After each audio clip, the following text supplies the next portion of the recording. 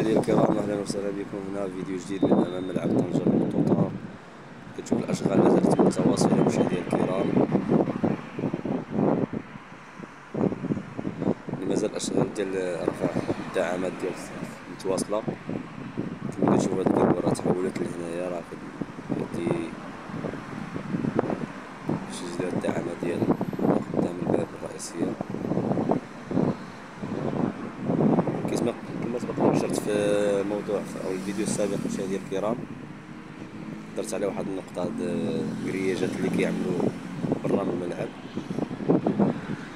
ملي كتشوف هاد المساحات الجانبية ديال الملعب يعني غادي تغير المعالم ديالها بشكل تام بحسب مصدر موثوق. مشاهدينا الكرام، ان الاشغال غتبدا هنايا، واحد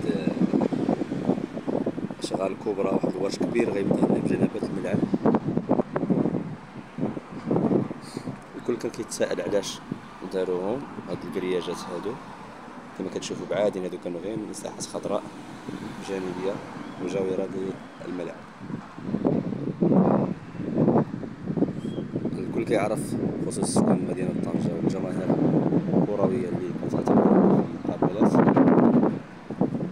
ان كانت كتوقع واحد الازمه كبيره ديال مستودعات السيارات. يعني الناس كانوا كيخليو الطوموبيلات ديالهم بعادين بزاف وكانوا كيجيو على رجليهم من الملعب.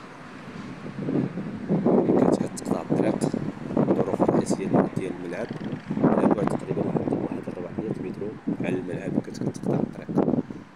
الناس كيضطروا ان يخليو الطوموبيلات ديالهم بعادين في مساحات خاويه، يعني في باركينات يعني غير مؤمنه.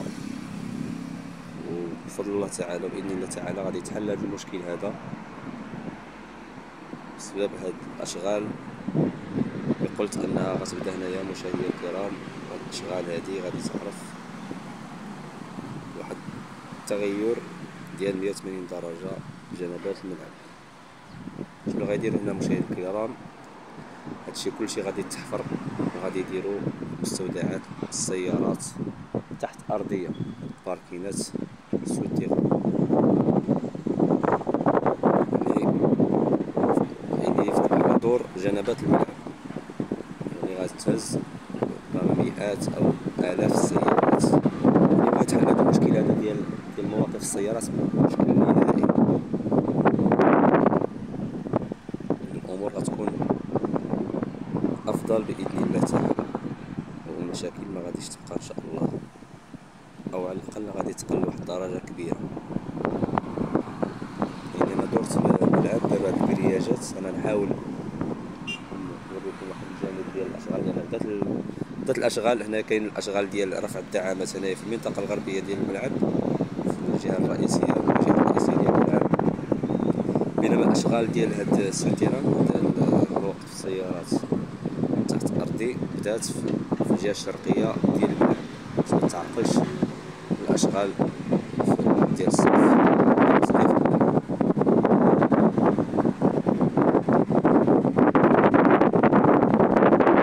مساحات كبيرة تكون كاملة باركينات. يعني الناس دابا غادي يقدروا أنهم يجيبو الطوموبيل ديالهم حتى الملعب يكونوا مصنعين، يعني غيخرج في الملعب ديريكت، يعني حتى شي الطوموبيل ديالهم مصنعين وغادي يجي للملعب وغادي تبقى توصل حتى كتشوفو مشاهدينا الكرام التوسيع الباركينغ. نتمنى واحد المساحة كبيرة بإذن الله تعالى.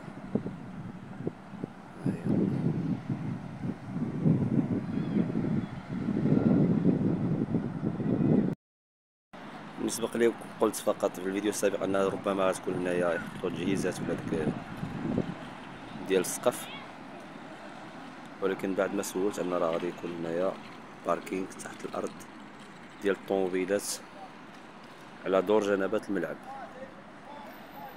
يعني غيكون يتسع ربما الآلاف السيارات، مساحة كبيرة ما شاء الله. والأشغال راه بدات فيه،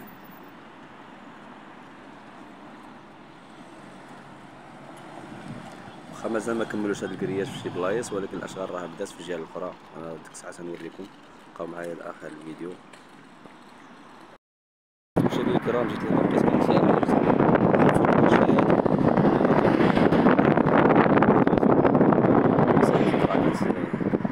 الناس كانوا كيجيو يجلسوا هنا، وهذا تفاجئ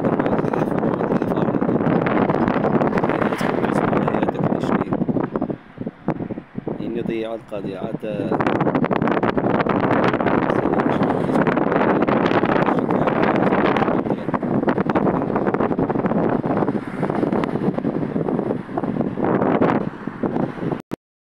كما قلت مشاهدينا الكرام، الفيديو ديالي كنت فيها بولاتي ونوريكم شوية اللي بدات فيها الأشغال في هاد المنطقة ديال الدرج ديال الشرقية.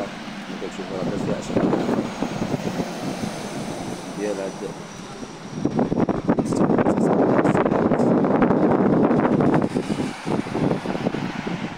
مساحة كبيرة والكرة ديالها ملعب.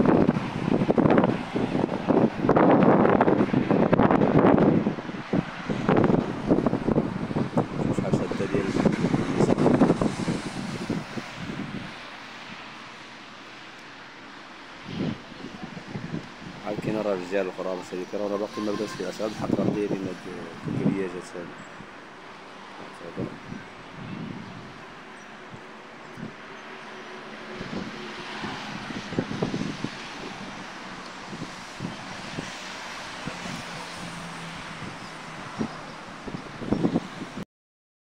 هاهي كما كتشوفوا مشاهدينا الكرام، أشغال الحفر جارية.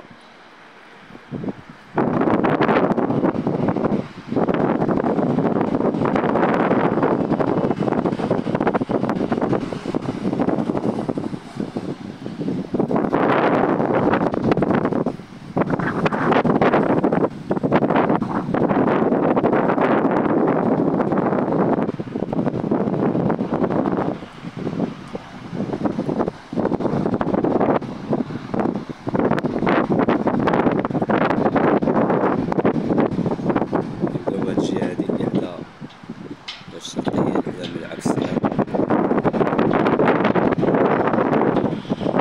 ملعب القرية الرياضية. الملعب حاليا راه أصبح جاهز لاستقبال المباريات ديال فريق اتحاد طنجة.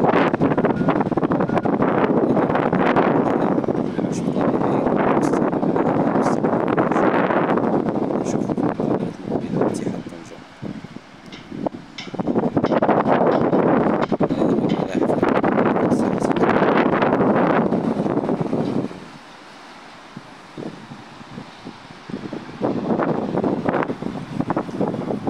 إلى هنا كينتهي هذا الفيديو مشاهدينا الكرام، كنتمنى الاعجاب ديالكم. تحياتي لكم جميعا، السلام عليكم ورحمة الله. نلتقاو في فيديو قادم بحول الله تعالى، والسلام عليكم ورحمة الله.